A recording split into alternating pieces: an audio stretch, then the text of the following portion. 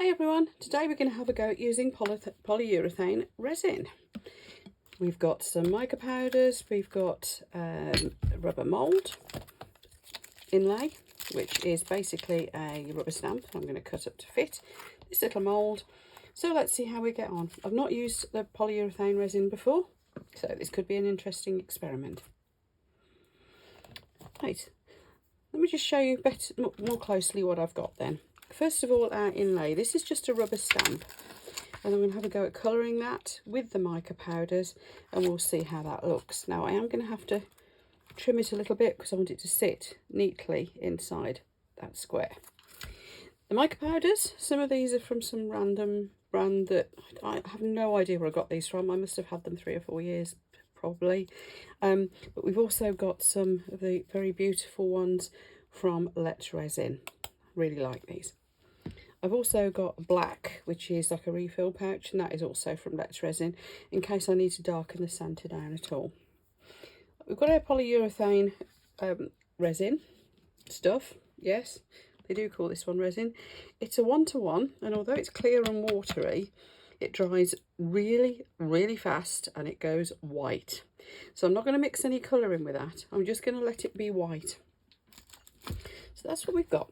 Now, first job then is going to be to cut this down to fit into our little mould. This is just a fairly standard mould you can get pretty much from anywhere. And here is our little inlay. Now, I need to get it to the right size to fit that. So we're going to want to go across here. I'll tell you what I'll do.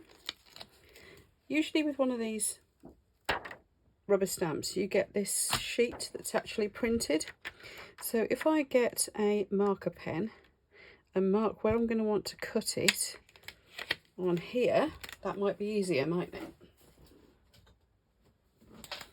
And I won't use a black marker pen because I want to be able to see it, and there's black on here already, so I want it to go just inside, I think. So if we cut there to there to there and there. I don't know if you can see that. I can, so I can cut it. You see I've put the marks. So what I'm then going to do is cut this sheet. Don't forget you can use these sheets with whatever's left of them. You can use them for something else afterwards, because I always think these sheets are quite nice. So as you can see, I'm just cutting the sheet itself, because that's going to be my template. I'd rather mess up cutting this up. I could have done it with a bit of card, of course, but I'd rather mess up cutting this up.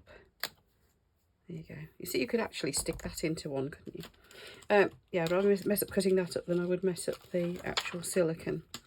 So you can see where that's going to go. I might actually do one with that afterwards at some point. So let's put him on here, put him back on. And there we've got our template to cut, nice and easy. Of course, you could say I could have done that with a bit of paper, but doing it this way allowed me to check where the flowers were going to be, so that I can see, you know, I've got them in sort of like a nice position. Now this always seems really sad to cut up a silicone mould. Sorry, I keep saying mould, don't I? Rubber stamp. But keep the bits, because if you're making bookmarks, those could be useful bits, couldn't they? So I am going to keep those. They're not going to go to waste. Right, let's bring into shot then what is going to become our inlay. Now, I'm going to take a seat at this point, so I hope you stay in shot okay. What I'm going to try to do with these sunflowers, if we look at the little image, you can see they could be quite 3D if you shaded them. So we're going to try to shade with the mica powder. First of all, because I want to make sure I get a nice crisp shape, I am going to put the centres in. And I'm going to have a wipe at the ready for cleaning up where I've cleaned my brush off. Now obviously I don't want to get my brush wet while I'm doing these colours. So what I'm going to do is clean the brush off on my silicone mat, like so. And then just clean the mat off, and that gets the powder off the brush. I find it's enough. Right, let's do the flowers first of all. Now this colour is a sort of a dark brown. It sometimes takes a bit of a plummy colour to it, but I thought the centre of sunflowers, it would be ideal. Because they are really almost black, aren't they? They're very dark brown. So there we go. So I'm going to put that into the centres, and I am going to do, probably going to edge them with a little bit of black, I don't know. But I'll get the brown in first. It's like a very deep copper almost, isn't it? If you're not confident using this, your powder straight from the bottle, by the way, just put a little tiny bit onto a silicone mat or into one of your little pots or something, because it's quite easy to clean up afterwards if you do that, and then you can use that as your paint palette.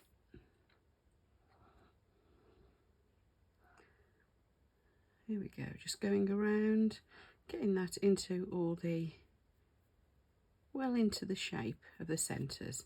Okay, I'm just going to carry on doing this, so I will speed you up at the moments that get a bit repetitive, and this will be one of them.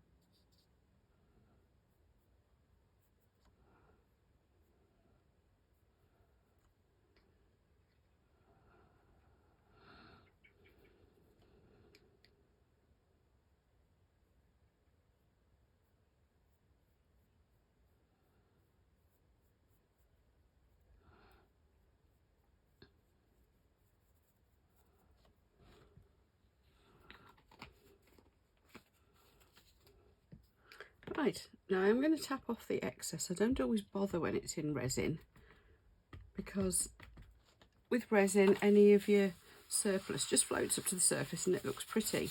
However, this stuff dries white, so that could just look messy. It depends what you're putting in the white, I suppose. I mean, if you're colouring it, or it depends what effect you're after, really. So I'm going to try and keep cleaning up in between each one. Now, the next thing to do with this is to take a little bit of that off and put some black in. So I'm just going to go a little dab across the surface, just to take a little bit off the more raised surfaces. Because I'm going to want to darken this down a little bit. As I said, the centre of sunflowers, they are really quite dark, aren't they? So we're just wiping away a little bit.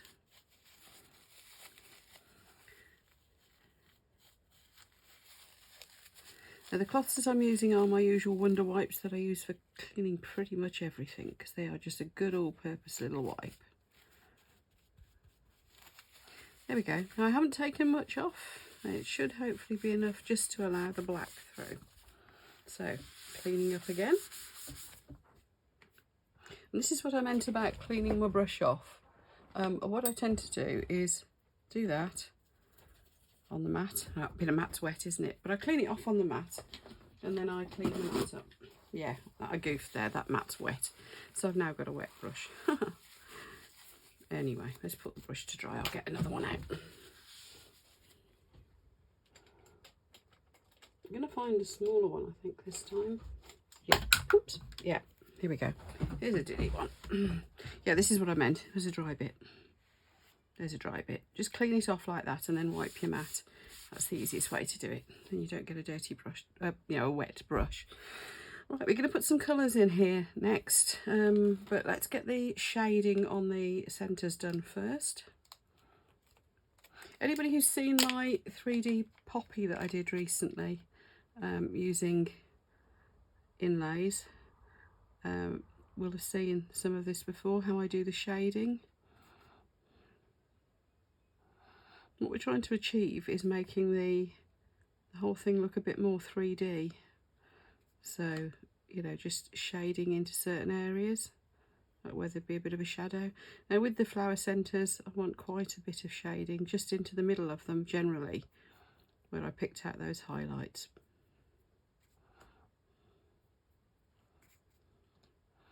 Because obviously you've got, I want my seeds to show like seeds. Now black mica powders tend to be not that black. They tend to be more of a dark grey once you actually use them, but I find it works anyway. So with these, I'm trying to go a little bit random with it. So I'm going a little bit around the edges. Again, just trying to pick out the shape of the centre of the seed, what becomes the seed area, doesn't it? So there we are, a little bit there. The trick to being really accurate with your powders, by the way, apparently, thank you to Wendy from Toonfish Crafts for telling me this, is to put very little on your brush. I am hopeless at that. I always put far too much. Okay, let's clean this little brush off. Wasn't much to come off, but as you can see now it's on my mat. Also do that again and wipe it away. The other little brush should be dry by now as well. Okay, just check you're in shot. Yeah. Gosh, the way the light's catching that, these look really shiny. They don't look at all shiny to me because I'm at a completely different angle to you. Right then, now the main colour obviously is going to be yellow. So I've got a gold. Actually, let me put some gloves on. My hands look a mess. Getting mica powder everywhere. And I'm going to end up looking more like a mechanic. To be fair, I have been playing with cars all day, so my hands look a bit like that anyway. Yeah, so we're going to go in with a nice golden colour for the flowers, but I've also got that lemon colour which is going to go on the ends, and I'm going to put in a little touch of orange, and that's what I'm going to bring out that sort of more of a 3D effect. So is this brush dry now? Yeah, that's dry.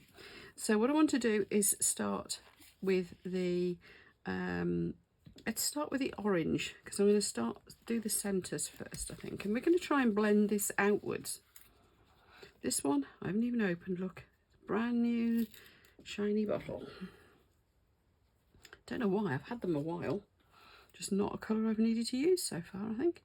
Now this is where I do only want a little tiny bit on my brush, so I'm going to tap it off on the side of the pot, and we're just going to go like so.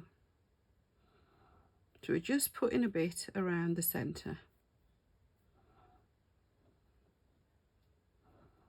And we're fanning that colour outwards.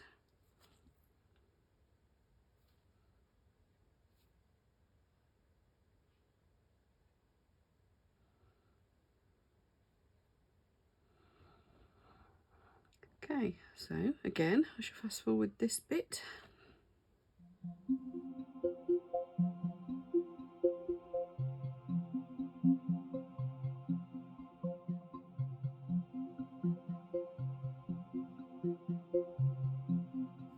Okay, so what hopefully you've seen here is I'm going round the centres to try to give it a bit of shape, but also I've been going in a little bit where the leaves will, the petals will overlap. I'm kind of trying to do a little bit of just a slight shade so that the next layer of petals will kind of stand up from them, if that makes sense. So there we go, that's quite a nice little splash of colour. Our next colour that I'm going in with will be the gold. So again, cleaning my brush off. Right, shake this off. Give it a little tap. Cleaning the mat. Don't want to get too much powder on the back of the mat really, because obviously that's going to again interfere with the colours that I'm going to, well, the white that's going in on top. So next we're going to go around with the gold, and this is actually going to cover most of it. So I'm going to go, I can go straight over the orange, That's no problem. Don't forget, what's going to come through on the other side is the colour that you put down first. So the only place I don't really want it is on that centre. I'm trying not to go right up to the edges.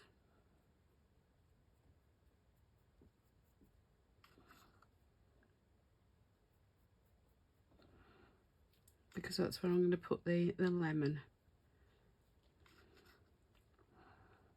I'm actually now getting tempted to put this, put black behind this. You know how black makes mica pigments pop? I might do a black one at some point too. I'm going to stick with the white for this time because I'm more interested in testing that material, really. So we'll see how this goes. I'm going quite liberal with this. I am going right up to, almost up to the edges. And I'm certainly going in between where the other flowers come in. I could do with having your view of this actually, because the yeah, I think it might be easier if I could see the shine better, but I don't know. Maybe I'll stand up in a moment.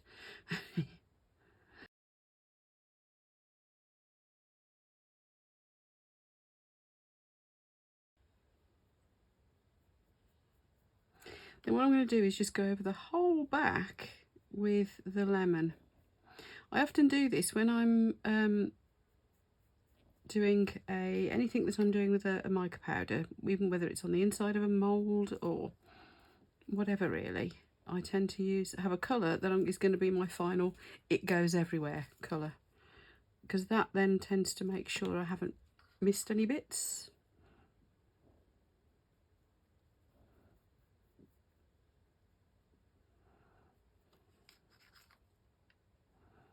It kind of catches any little gaps. Now obviously if you're backing with black, then your black's going to pick up the gaps, and in this case white is going to pick up the gaps, but I think I really wanted to go over with the yellow, that pale lemon. Don't know if I'm rambling or if any of this is making any sense to you. I don't understand me half the time, so I don't know how you lot cope.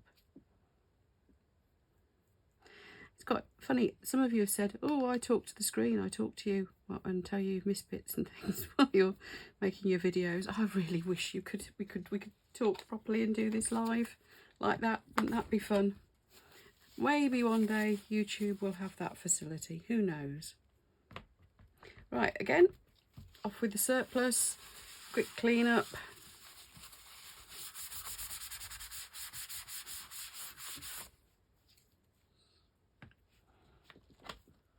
Now I'm going to get a big brush, simply because I'm going to go straight across the whole back, and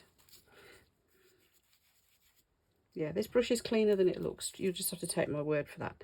So I'm going to go straight over the back. Goodness, I've stood up and I've got the view that you've got. Now I'm not aiming to get so close to be so detailed. Gosh, it looks nice, doesn't it? Right, we're just going over with this pale lemon colour powder. As I say, this is going to pick up any gaps, and I'm just going to splash it all over like so. And then it's going to be a case of a really good clean up, because yeah, like I said, I don't really want to taint the white of the resin. I think I've got that everywhere. So to you, that should just all look yellow now. But we will have picked up any gaps. Right, proper clean up now. I'm just going to get all these out of the way. Another little tap. I'm going to, oh, look at the back. That's looking interesting, isn't it? Right, we'll have a proper good wipe round, and I'll be back with you in a moment. Right, a final thing I'm just going to do is take off a tiny bit. I'm just going over, and I need to clean the back. That's the main thing. I want the back to be nice and clean. I don't suppose it matters too much, but so there we are. So I've just given that a quick, I've literally just gone with my cloth, just to take off a little bit, especially in those flower centres. But hopefully then the white will start to pick up all those little highlights. So there we are.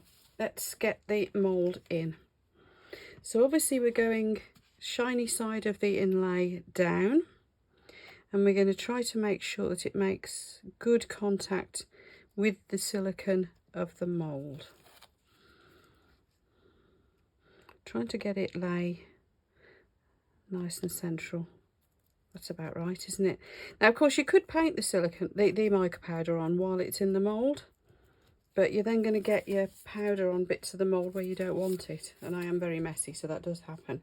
Okay, I'm going to push this to one side, and let's get ourselves a jug, and we'll see what this stuff mixes up like. So here we are, got a little jug here. Not sure how much this is going to take. It's going to be a fair bit, so I'm thinking I'll mix up 80 millilitres to start with and see how that goes. So we just put in 40 millilitres of each, and it's almost like water. It's very, very thin, and yeah, it's really, really, really runny. And as you can see, it is clear. You can colour it. I've found that resin colourants, your regular pigments and things like that, work. Okay, so we're coming up to 80, so that's 40 mils of each. Actually, I've gone over a bit on that. Let's put a little bit more of the first one.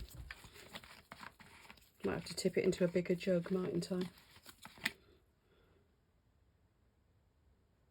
Yeah, I'm going to have to put that into a bigger jug because that's just going to go everywhere when I stir it. Let's have a big jug. Look at this big jug. Big jugs. I'm saying nothing. I'm just going to leave that there. Right, that will have helped to mix it a bit. This is where I get messy, isn't it? Always messy. Now, where are my stirry doobries? Let's use this one. Now, as you can see, this looks clear. Curing time on this is fast. You don't want to be worrying about bubbles. Get in and stir it quick. Because it's so thin, I don't think bubbles are ever going to be too much of an issue anyway. So stirring it thoroughly, quick, trying to get into all the corners, giving it a real good stir. And then really, I'm only going to have about 10 minutes before this needs to be in the mould because it'll be curing. So yeah, got to be fast with this. Right, I'm hoping that's mixed because this is really scaring me now. Okay, move the mould back here into shot. I'm going to leave this on time. Oh, goodness, that's getting warm. I'm going to leave it on time lapse so that you can see what happens. And so can I, actually, because I'm going to go and do something else while this is curing. Hey, that was a good guess. Anybody who's got one of these moulds, it's about 90 millilitres. I haven't taken it right up over the surface. I could down the back or something if I really wanted to. So this isn't right quite up to the edges, but that's blooming close. Gosh, this is getting hot. Just wondering whether to actually put a tiny splash more. I think I will. Okay, other than that, I'm going to see you for the demold. I'm going to put it onto time lapse now. You'll see me pour in a little bit more just to top it up because I think I do want to bring it just slightly nearer the lip. And then, yeah, I will leave you to watch it cure and go white. Because I've seen it on one of Claire's Crafty Corners videos with a different brand, but it's the same sort of stuff, I think, I hope. And it's quite amazing. Okay, there we go. I've whisked that up really quickly, so I hope I've mixed it thoroughly enough. Little bit of mica floating up onto the surface. I'm not going to worry about that too much. Right then, let's pop you on time lapse and I'll see you for the demold. Oh, that was so fast, I don't think I even needed to put it on time lapse. Look, rock hard.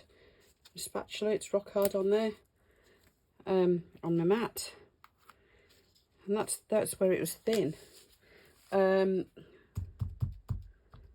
That's incredible. Honestly, I went and I made myself a cup of tea, and by the time I came back, this had cured. So on time lapse, it will look like it happened in a blink of an eye. In reality, you're talking, what, 10 minutes? That is ludicrous. Now, if I was bothered, I could do something about the back. Some of that loose mica did Gosh, it's hot. Did come up onto the surface. Look, now what I could do is fill that in and maybe put a coat of yellow or something. That'd be nice, wouldn't it? But this is still hot. I'm sure you're probably supposed to wait until it's gone cool. But anyway, let's just do it. But you can see how that has cured. So I'm just going to peel the mould away. And then we'll have a look and see what's happened with our inlay. That's nice. Look, no bubbles around the edges. Now let's see if I can get the inlay out. Only a little bit went underneath the inlay. So we're going to try and now peel this out.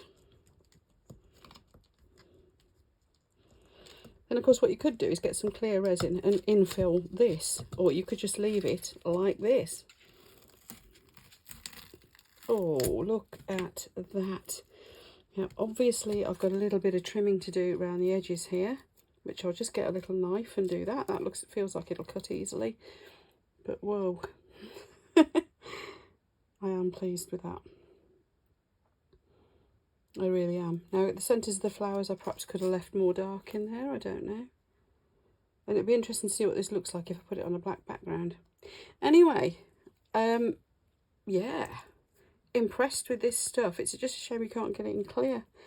It does dry quite a nice white. It's not white, it's not a dazzling white, but it is pretty white. It's not cream. Let's put it like that. So I'm just going to get myself a knife, trim around the edges, and then we'll do some final photos. And I'll think about whether I infill it or not. Let me know what you think. Would you fill that in with clear resin? Now, if the majority of you think yes, then I'll do that. If not, we'll leave it as it is. Or I might make another one and try one with and one without. That might be good, mightn't it? Especially as they're so quick to make. Amazing stuff. So that's your polyester resin, folks. If you've liked this video, please give me a thumbs up. Of course, you know where the buttons are down here to subscribe if you haven't already, or also to join my channel where you can find some exclusive member stuff too. Thank you so much, everyone. Thank you for watching. Thank you for commenting and such too. And I will post up some photos at the end, and then I'll see you for the next video. Bye, everyone.